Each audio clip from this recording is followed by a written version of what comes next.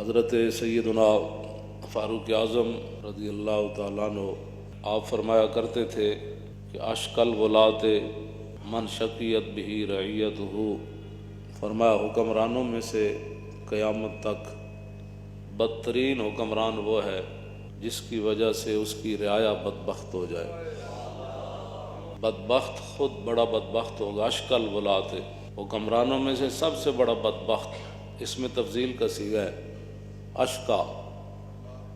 ساری دنیا کے حکمران اولین آخرین میں سے سب سے بڑا بدبخت حکمران وہ ہوگا کہ جس کے ہوتے ہوئے اس کی رعایا بدبخت ہو جائے۔ حضرت سیدنا صدیق اکبر رضی اللہ تعالیٰ عنہ کو ایک اعرابی نے کہا کہ انت خلیفۃ رسول اللہ، کہ آپ رسول اللہ کے نائب ہیں۔ فرمایا نہ یہ کیا بات تو نے کر دی، حالانکہ آپ خلیفہ تو تھے، لیکن آپ نے فرمایا قیامت تک کسی کے ذہن میں یہ بات آ سکتی ہے کہ حضور کا بھی کوئی نائب ہو سکتا ہے۔ فرمایا نہیں میں خلیفہ رسول نہیں ہوں۔ فرمایا پھر آپ کیا ہیں؟ فرمایا انا خالفۃ رسول اللہ۔ لفظ خلیفہ کا جو مادہ ہے خا لام فا، وہ آپ نے رہنے دیا لیکن اس کا مفہوم بدل دیا۔ آپ نے فرمایا نہیں، میں تو 1,24,000 کم و بیش جو صحابہ ہیں ان میں سے حضور کا ادنا غلام ہوں۔ اور نبی علیہ السلام، میں یہ آخر میں نے بات کرنی ہے، یہ پہلے اپنا ذہن بنا لیں کہ حضور کے ادب آداب اسلام نے رکھے کیا ہے، اور پھر یہ ہے کہ صحابہ جن کے بارے میں عبداللہ بن مسعود فرمایا کرتے تھے کہ وَعَامَكَهَا عِلْمًا وَأَقَلَّهَا تَكَلُّفًا كَانُوا أَفْضَلَ هَذِهِ الْأُمَّةِ۔ فرمایا اس امت تو سب تو بڑیاں شانہ والے صحابہ، تے سب تو بڑے علم والے صحابہ، تے انہاں دے قریب بھی تکلف نہیں آیا۔ تکلف تو پاک اختارا ہم اللہ لصحبت نبی ولاقامت دینی، اس لیے اللہ نے اپنے حبیب کی غلامی کے لیے ان کو منتخب فرمایا، اور دین کو دنیا میں پھیلانے کے لیے پہلا انتخاب ان کا ہوا ہے۔ فرمایا یہ سیدھے راستے پر ہے اور انہی کی اخلاق اور ان کی سیرتیں تم نے اپنانی ہیں۔ یہی عبداللہ بن مسعود جو ہے وہ فرمایا کرتے تھے۔ اس واسطے میں پہلے انہی کی بات کرتا ہوں، بعد میں آنے والے لوگوں، پھر افضل الخلق بعد الرسل کی بات کرتا ہوں، جن کو حضور نے فرمایا تھا کہ میری حقیقت میرے رب کے سوا کوئی نہیں جانتا۔ یہ ساری شانیں ہونے کے باوجود فرمایا ابو بکر خیال رکھنا میری حقیقت میرے رب کے سوا کوئی نہیں جانتا۔ تو مسئلہ یہ ہے کہ جب نبی علیہ السلام ظاہری دنیا سے تشریف لے گئے نا، حضور اپنے مزار پر انوار کے اندر جلوہ گر ہو گئے، تو صحابہ اپنے گھروں کے اندر اگر کوئی میخ لگاتے تھے نا، تو ام المومنین حضرت سیدتنا طیبہ طاہرہ حضرت عائشہ صدیقہ رضی اللہ تعالی عنہا، آپ اس صحابی کے گھر پیغام بھجواتی تھیں کہ آپ کو پتہ ہے حضور جلوہ گر ہیں، اور یہ آواز آپ کی دھمک حضور تک جاتی ہے۔ آپ کو پتہ ہے اس بات کا؟ میخ دیوار کے اندر، حضور کے ظاہری دنیا سے تشریف لے جانے کے بعد کی بات۔ تو ایک دن یمامہ کے دو لوگ حضرت فاروق اعظم کے دور خلافت میں مسجد نبوی شریف میں بیٹھ کر آپس میں باتیں کر رہے تھے۔ ایک صحابی مسجد میں بیٹھے ہوئے تھے، کھڑکی سے حضرت فاروق اعظم نے ایک کنکر پھینکا اس صحابی پر، ان کو لگا تو انہوں نے دیکھا تو حضرت عمر نے ان کو بلایا، فرمایا یہ جو بندے بیٹھ کر باتیں کر رہے ہیں ان کو ذرا باہر لاؤ۔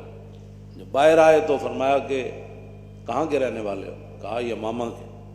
فرمایا اگر تم مسافر نہ ہوتے تو میں تمہیں کوڑے مارتا، تمہیں پتہ نہیں ہے حضور جلوہ گر ہیں، تم باتیں کر رہے ہو۔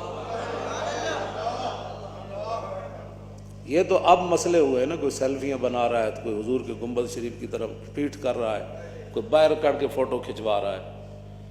جب وہ کیا کہتے ہیں کہ وہاں گروہ کہ ادب گریختن آب مردی و آب مرداں ریختن، مولانا روم فرما دے نا جنہاں وچ ادب کوئی نہ رہے نا، نہ وہ انسان ہے نہ انہاں وچ کوئی انسانیت۔ تم کرم سے مشتری ہر عیب کے اور جن سے نامقبول ہر بازار ہم، اور نازشیں کرتے ہیں آپس میں ملک کہ ہیں غلامان شاہ ابرار ہم. اعلیٰ حضرت کی یہ نعت ہے جس کے آخر میں ہم آتا ہے. ہم آخر اعلیٰ حضرت فرماتے ہیں ان کے آگے دعوی ہستی رضا. فرماؤ احمد رضا حضور کے سامنے ہم کرنا، ان کے آگے دعوی ہستی رضا. اور کیا بکے جاتا ہے ہر بار ہم. حضور کے ادب اور آداب جو ہے ان کی کوئی حد نہیں.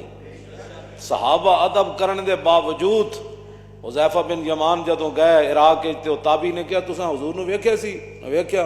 میں پھر حضور دی غلامی اختیار کیتی. انہوں نے کہا کی؟ انہوں نے کہا پھر کی کیتا؟ انہوں نے کہا او بچہ پوچھنا کی کیتا؟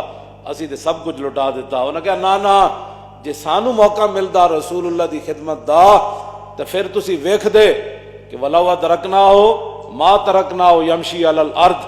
جے سانو موقع ملدا نا حضور دی خدمت دا تے اسی زمین تے حضور نو نہیں سی چلن دینا. فرمایا پھر تسی کی کر دے؟ فرمایا ولا حملنا ولا آناکنا. فرمایا پھر ساڑیاں گردناں کس واسطے سن؟ اسی صدا حضور نو گردناں تے چک کے رکھنا سی. اللہ حضرت بریلوی نے یہ فتاوی رضویہ میں لکھا صرف لفظ یتیم مولوی صاحب نے کہہ دیا جمعے میں تقریر کرتے، جمعے میں یا کسی بھی تقریر میں مولانا یتیم کہہ دیا 126 صفحے تے اعلیٰ حضرت بریلوی دا قلم پھر انج ہو گیا. کیوں جی؟ کل کے رضا ہے خنجر خون خار. اعلیٰ حضرت فرماندے نا دشمنان رسول تے دشمنان دین تے دشمنان صحابہ و آل بیت نو کہہ دے وہ کہ کل کے رضا ہے خنجر خون خار، برق بار آدا سے کہہ دو خیر منائے نہ شر کرے. فرمایا میرا یہ جڑا کل کے رضا ہے نا یہ خنجر ہے تے خنجر بھی او نہیں جڑا سیب کپدا. ہاں جی تے جڑا کیلے کٹ کے تے جناب وہ کی کہندے نے اس نو فروٹ چاٹ بناندا. اے او خنجر نہیں جے نال فروٹ چاٹاں بندیاں. کل کے رضا ہے خنجر خون خار. اے خون پیندا ہے تے ویکھ ویکھ کے نہیں چلدا، ایویں چلدا جویں بجلی چلنی.